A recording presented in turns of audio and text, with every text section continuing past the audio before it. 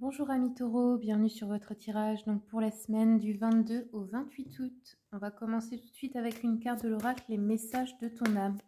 Pour les taureaux, semaine du 22 au 28 août, quels sont les messages taureaux? Alors, votre conseil pour cette semaine, eh bien, c'est de méditer. Prends 5 minutes, assieds-toi, détends-toi et respire. Fais le vide à l'intérieur de toi, sens ton corps s'apaiser et tout ton être retrouver sa juste place. Donc voilà pour le conseil. Ensuite, on prend un message de la lunologie. Ben voilà, c'était rapide.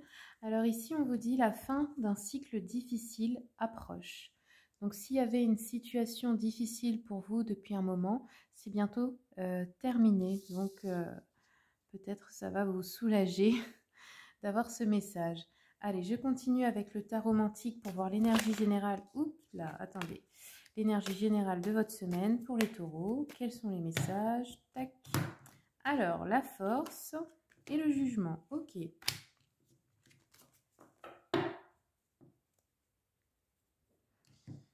Alors, ici, qu'est-ce qu'on nous dit? Donc là, ça peut parler d'une sorte de résurrection heureuse et rapide, des changements bénéfiques grâce à une nouvelle liberté d'esprit ou une indépendance que vous avez regagnée, de la chance, du dynamisme qui revient. Ça peut parler de bouleversement, mais plutôt enthousiaste. Peut-être vous allez apprendre aussi des choses nouvelles. En tout cas, là, avec la force, c'est vous qui maîtrisez la situation. Donc, pour moi, ce sont plutôt de bonnes nouvelles qui arrivent, parce qu'on vous a dit c'est la fin d'un cycle difficile ou d'une situation. Allez, je continue avec le tarot Histoire de sorcière. Pour les taureaux, quels sont les messages pour la semaine du 22 au 28 taureaux? Ouais, vous voyez, le 8 de coupe, là, hein, ça nous parle bien de quitter quelque chose qui ne vous convient plus, ou une situation, ou une personne aussi, hein, ça peut être une relation. Ici, avec le hiérophante, le hiérophante, c'est la papesse, hein.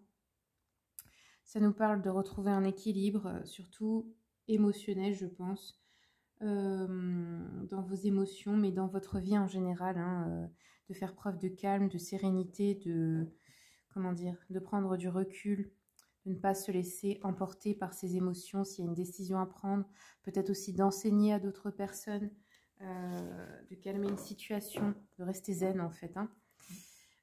Puis vous voyez, on vous a dit de méditer et la personne sur cette carte, elle est en train de faire une méditation justement.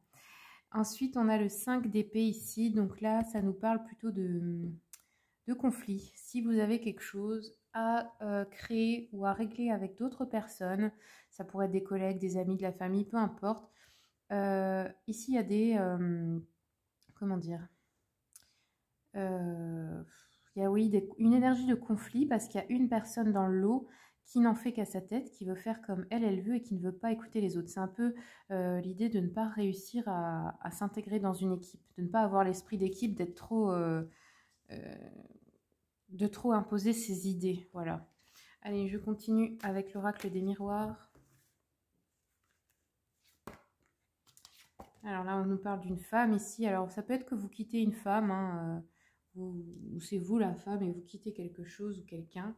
Ici, on a une victoire, grâce à ce calme retrouvé, je dirais. Et ici, oui, on nous parle du travail ou du professionnel ou des projets en général si vous ne travaillez pas.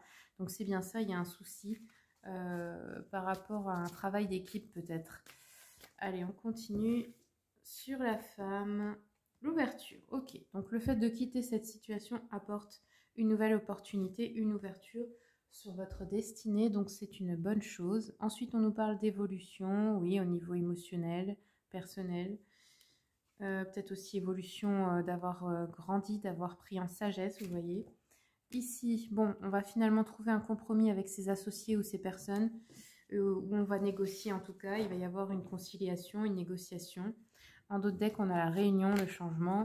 Donc oui, ça peut être un séminaire, une réunion de travail, une réunion de famille, peu importe.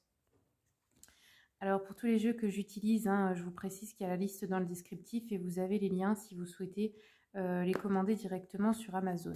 Allez, on continue pour les taureaux. Donc ici, attendez, hop.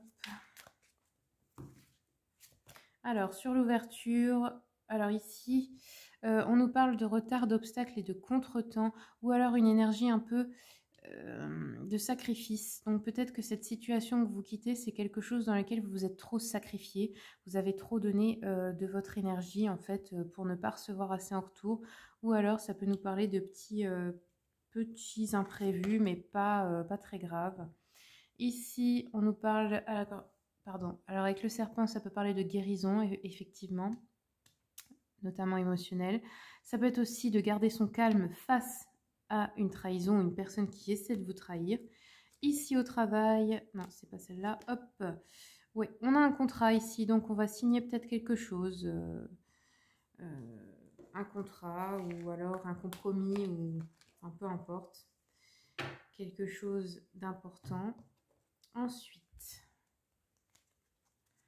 je continue avec le petit jeu de la voyante pour les taureaux, semaine du 22 au 28. Alors, qu'est-ce qu'on nous dit là? Pensée d'une personne brune, homme ou femme. On vous dit que cette personne vous témoigne de l'affection intéressée.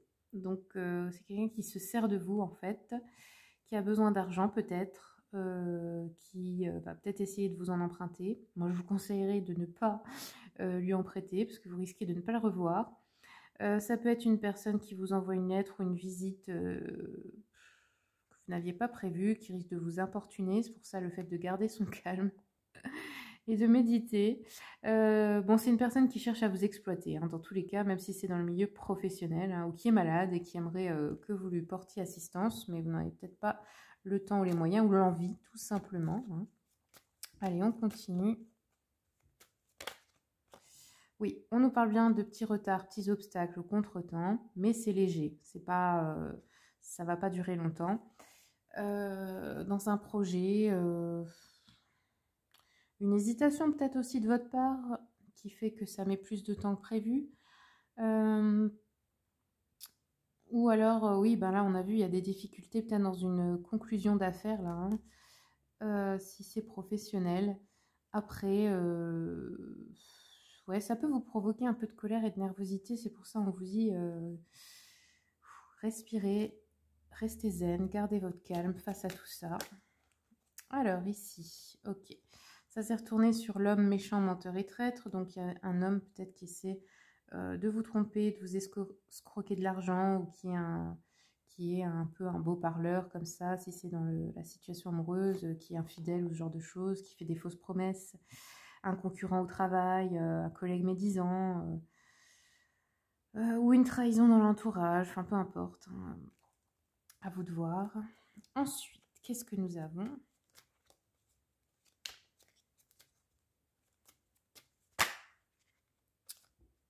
Alors ici, la personne brune là, qui cherche un peu à vous exploiter ou qui est un peu égoïste, ça peut être un ami, une personne de la famille, quelqu'un qui habite loin ou quelqu'un qui est militaire. On nous dit que oui, cette personne vous juge sévèrement, elle peut vous causer des dépenses imprévues. Elle répand et à l'écoute des médisances à votre propos. Pardon. Elle vous cause de l'embarras en fait, hein. Ou alors, comme je vous ai dit, ça peut être une personne qui est malade, hein. Quelqu'un qui peut créer des querelles dans la famille. Et ben voilà les amis, c'est tout ce que j'ai pour vous. J'espère que le tirage vous a plu. Si c'est le cas, n'hésitez pas à commenter, partager, liker. Si vous voulez une consultation privée, vous avez mon mail et le lien de mon site internet dans le descriptif. Je vous souhaite une bonne semaine et je vous dis à bientôt.